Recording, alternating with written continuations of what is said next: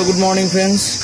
তো তোমরা সকলেই জানো যে মাইক্রোটেকের এই পিএমডাব্লিউ আইসিটা খারাপ হয়ে গেলে তখন এই চার্জারটা পুরো ডেড হয়ে যায়।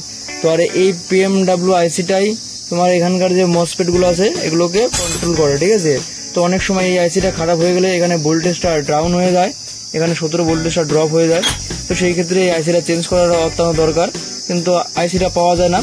কিন্তু বর্তমানে আমাদের কাছে এই আইসিটা অ্যাভেলেবেল আছে, দেখতে পাচ্ছ এখানে 1 2 3 4 5 6 7 8 9 10 পিস আইসি আছে।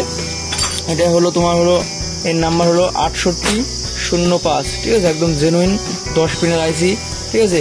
এটা শুধুমাত্র এই চার্জারের এই আইসিটাই, পিএমডাব্লিউ আইসিটাই এগুলো, ঠিক আছে। আর এইটা তোমাদেরকে একটা দেখাবো যে সেম বোর্ড থেকে উঠিয়ে নিয়ে এখান থেকে একটা নতুন মাল বসিয়ে মালটা ঠিকঠাক চলে কিনা, অ্যাম্পিয়ার ঠিকঠাক নেয় কিনা, তো অবশ্যই দেখবেন।